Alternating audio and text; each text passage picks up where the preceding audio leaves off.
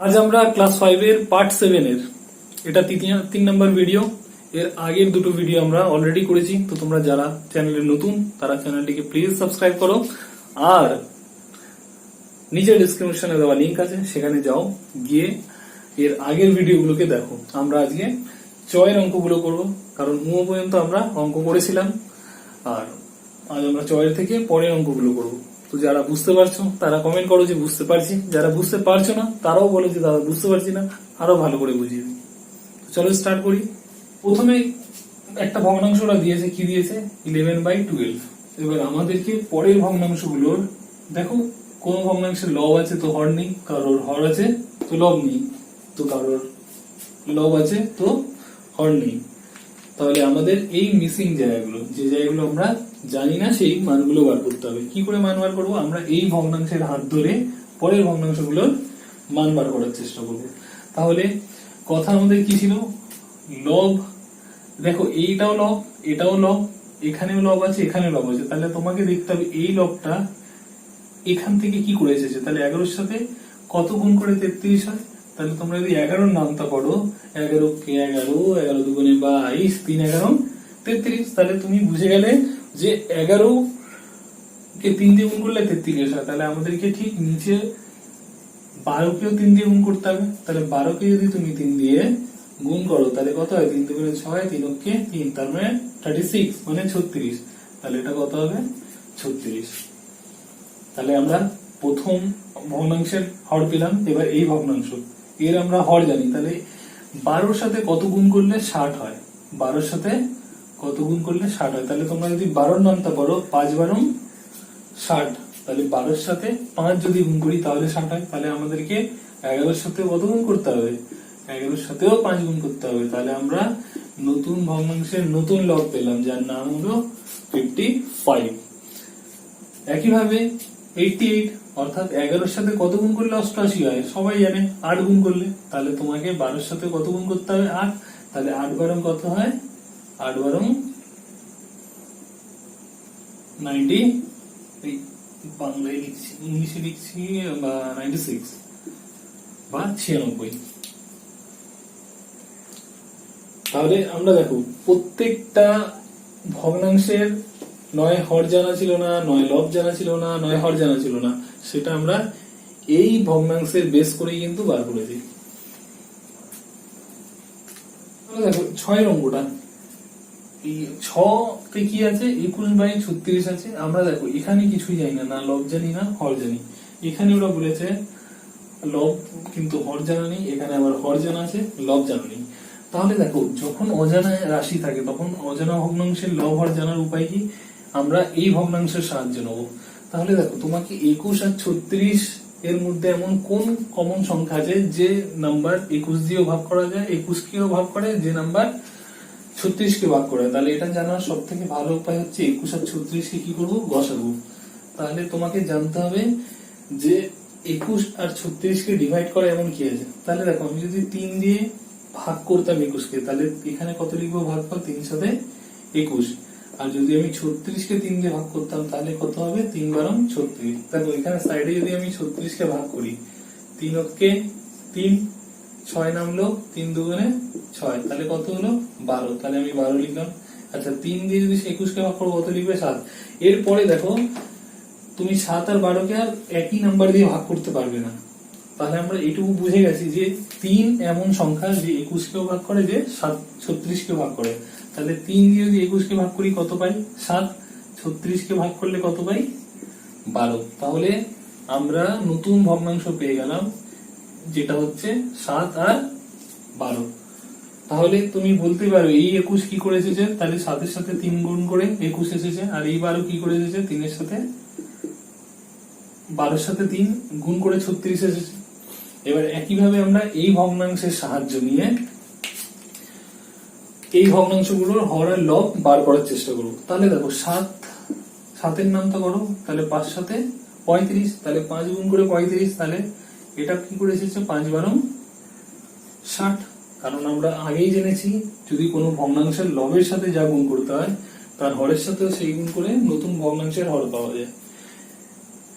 একইভাবে তুমি এই 12 সাথে কত গুণ করলে, তাহলে দেখো ভালো করে লক্ষ্য করো, আমরা এই ভগ্নাংশের উপর ডিপেন্ড করে কিন্তু মানে বাদ বাকি অংশগুলো বার করছি। তাহলে 12 সাথে কত গুণ করলে 84 হয়, তাহলে 7 গুণ করলে, কারণ 7-এর নামটা পড়ো, যদি 7 এই 12-এর নামটা পড়লে কি হবে, 7 12 84।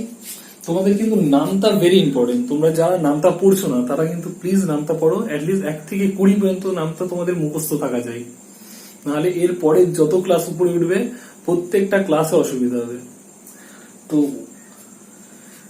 12-র সাথে 7 গুণ করলে কত হয়, 84। তাহলে একইভাবে আমরা 7-এর সাথে কত গুণ করাবো, 7 গুণ করাবো, তাহলে 7 সাথে 49। তাহলে দেখো আমরা প্রত্যেকটা ভগ্নাংশেরই যেগুলো অজানা পাচ্ছিল জেনে গেলাম। জয়ের অঙ্ক, এই অঙ্কটা খুব ইজি, ওরা বলে দিয়েছে 30/40 একটা ভগ্নাংশ, ওরা বলছে যেমন খুশি সংখ্যা এদের সাথে গুণ করো আর নতুন নতুন করে লব আর হর আমাদের বানাতে হবে। তাহলে 30-এর সাথে ধরো তুমি 2 গুণ করবে, তাহলে 30-এর সাথে যদি 2 গুণ করি তাহলে 30 দুগুণে কত হয় 60, তাহলে উপরে যদি 2 গুণ করি নিচেও 2 গুণ করতে হবে, তাহলে এর সাথে যদি 2 গুণ করি তাহলে 40 দুগুণে 80, তাহলে এটা আর একটা বড় ভগ্নাংশ। আচ্ছা 30-এর সাথে এবারে 3 গুণ করো, তাহলে 3 3 9 90, তোমরা সাইডে এইভাবে গুণ করে নিতে পারো, 30-কে 3 দিয়ে গুণ 3 0 0, 3 3 9।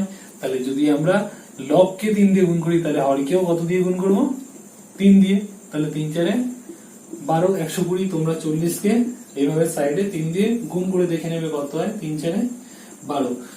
মেইন কথা হলো আমরা নতুন ভগ্নাংশ এখান থেকে তৈরি করার একটাই উপায়, আমরা লবকে যত দিয়ে গুণ করে নতুন সংখ্যা পাবো ঠিক সেই নাম্বারই দিয়ে কিন্তু হরকেও গুণ করবো, তাহলে আর একটা নতুন হর পাবো।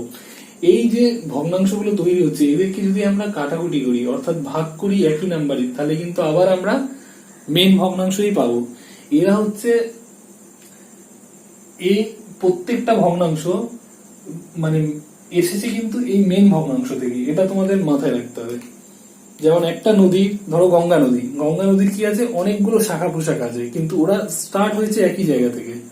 হতে পারে গঙ্গা নদীর 20টা শাখা, কিন্তু ওই শাখাগুলো স্টার্টিংটা কোথায়, একটা জায়গা থেকে। এক্স্যাক্টলি একই ভাবে এই ভগ্নাংশ দেখতে পাচ্ছ তুমি, এই ভগ্নাংশ এরপরে অনেকগুলো ভগ্নাংশ হবে, কিন্তু সেই ভগ্নাংশগুলোকে বেস করছে কোন ভগ্নাংশ, এই ভগ্নাংশ। তো একইভাবে আবার ধরো 30-এর সাথে আমরা যদি 4 গুণ করি তাহলে কত হয়, 3 4 12 120। আবার যদি এর সাথে 4 গুণ করি তাহলে কত হয়, 4 4 16 মানে 160। এগুলোকে যদি আবার কাটাকুটি করি আমরা আবার এখানে ফিরে আসবো। তাহলে নিজের ইচ্ছা মতো লবের সাথে আর হরের সাথে গুণ করে করে আমরা নতুন নতুন ভগ্নাংশ বানাচ্ছি, এটা একটা ভগ্নাংশ, এটা একটা ভগ্নাংশ, এটা একটা ভগ্নাংশ। তো এটা ছিল তোমাদের মূর্গের জয়ের অঙ্ক। আচ্ছা জয়ের অঙ্ক একই রকম নিজের মতো একটা ভগ্নাংশ বানাবে আর তারপরে এইভাবে গুণ করবে লব আর হরকে দিয়ে আর নতুন নতুন ভগ্নাংশ হবে। তো এটা ছিল তোমাদের পৃষ্ঠা নাম্বার 83 অর্থাৎ 83 অঙ্কগুলো। এখন তোমাদের নতুন কনসেপ্ট কি জানতে হবে, ভগ্নাংশকে লঘিষ্ঠ করো, এটা হচ্ছে তোমাদের 84 নাম্বার পেজে আছে, আর এই বেসিসে কিন্তু আবার অঙ্কগুলো আছে। তো একটা ভগ্নাংশকে লঘিষ্ঠ কথার মানে হচ্ছে আমি বলেছিলাম যে লঘু করা, মানে এটাকেই আমরা ছোট করব। তাহলে একে ছোট করার 2 থেকে 3টে উপায় আছে। প্রথম উপায় কি, এই 16-র মধ্যে কতগুলো নাম্বার লুকিয়ে আছে সেটা জানা। সেটা জানতে গেলে কি করতে হবে, আমাকে এই 16কে কি করতে হবে, টুকরো করতে হবে। কি করে টুকরো করবো, ধরো এটা 16কে কত দিয়ে গুণ করা যায়, ধরো 8 দুগুণে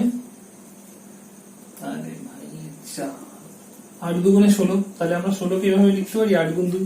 আবার 8কে আমরা এভাবে লিখতে পারি 2 গুণ 4। আবার আমরা এই 4কে লিখতে পারি 2 গুণ 2। তার মানে তুমি ভাবো এই 16-র মধ্যে কটা 2 আছে, 1 2 3 4টে। দেখো আমরা এই 8 4 এদেরকে দেখবো না, কারণ এই 4 এই 2 নিয়ে নিলাম মানে এই 4 নিয়ে নিলাম। আচ্ছা এই 8 মানে এই 2 আর এই 4কে নিয়ে নিলাম মানে এই 8কে নিলাম, তাই আমরা ছোট নাম্বার গুলো দেখবো। তার মানে 16-র মধ্যে কটা 2 লুকিয়ে আছে, 1 2 3 4। তাহলে আমরা লিখতে পারি 2 গুণ 2 গুণ 2 গুণ 2। এটাকে তোমরা এইভাবে বার করতে পারো বা তোমরা লসাগু করে করতে পারো। ধরো 2কে প্রথমে 16 দিয়ে ভাগ করো কত হয়, 8 হয়।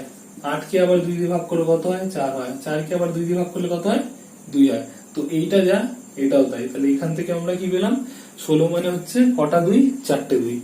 একইভাবে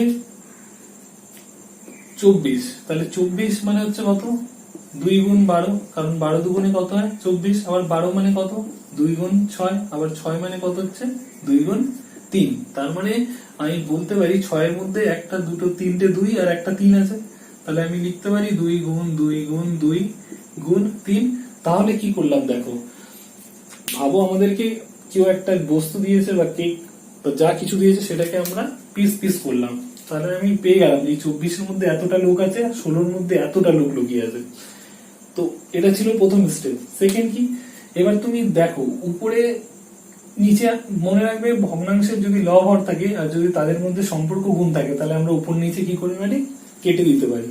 তাহলে উপর থেকে যদি নিচের থেকে একটা 2 কাটো তাহলে উপর থেকে একটা 2 কাটবো, নিচের থেকে একটা 2 থাকলে উপর থেকে একটা 2 কাটতে হবে, নিচের থেকে একটা 2 কাটলে উপর থেকে একটা 2 কাটবো, তাহলে কি বেশি গেল 2/3। তাহলে এটা সমান সমান আমরা কি এখানে লিখবো, এটা সমান সমান আমরা কি লিখলাম 2/3। অর্থাৎ দেখো আমাকে কেউ নাম্বার দিয়েছিল 16/24 আর আমি সেটাকে কোথায় নিয়ে আসলাম 2/3 তে। তাহলে এটা এর লঘু আকার কিনা তুমিই বলো, কারণ 16 থেকে 2 আর 24 এর থেকে 3 এসে দাঁড়ালো। তো এটাকে বলে ভগ্নাংশের লঘিষ্ঠ আকার। কি করে বার করতে হয়, যে নাম্বার থাকে সেটাকে টুকরো করা, টুকরো কি করে করতে হয়, লসাগু করে টুকরো করো বা চেন হিসাবে টুকরো করো, দেখে এর মধ্যে কি কে লুকিয়ে আছে। যদি 2 লুকিয়ে থাকে তাহলে কটা 2 আছে, যদি 2 আর 3 লুকিয়ে থাকে তাহলে কটা আছে। যখন ভাঙা হয়ে যাবে তখন আমরা উপর নিচে কি করবো, কাটাকুটি করবো। এই করে আমরা কি করব, ভগ্নাংশের লঘিষ্ঠ আকার বার করবো। তো এটা হচ্ছে মেথড 1। সেকেন্ড মেথড কি আছে, সেকেন্ড মেথড আছে ধরো 16/24 আছে, তোমাকে জানতে হবে যে এমন কোন সংখ্যা আছে যেটা 16 দিয়েও ভাগ যায় আবার 24 দিয়েও ভাগ যায়। তো তোমরা যদি নামটা পড়ো দেখবি 8 এর নামটা পড়লে কি হবে, 8 কে 8, 8 দুগুণে 16, তাহলে তুমি বুঝে গেলে এই 16 8 দিয়ে ভাগ হয়, ঠিক।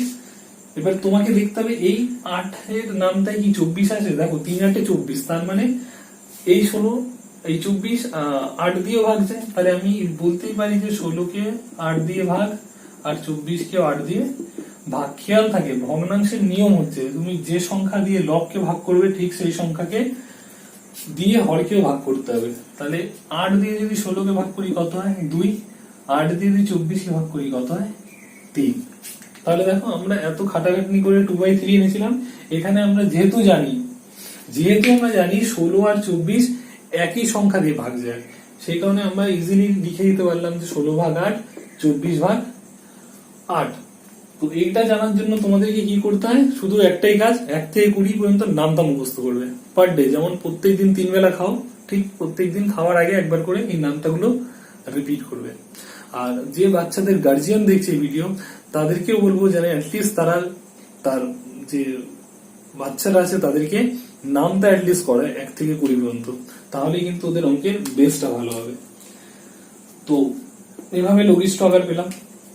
তো এই হচ্ছে বেসিক কিছু রুল, আর এর উপরেই পরের ভিডিওতে আমরা লঘিষ্ঠ আকারে অঙ্কগুলো করব, ভগ্নাংশ কি করে লঘিষ্ঠ করতে হয়। তো আজ এই পর্যন্ত এই ভিডিওটা রইল, পরের ভিডিওতে দেখা হবে এই ধরনের অঙ্কের সাথে।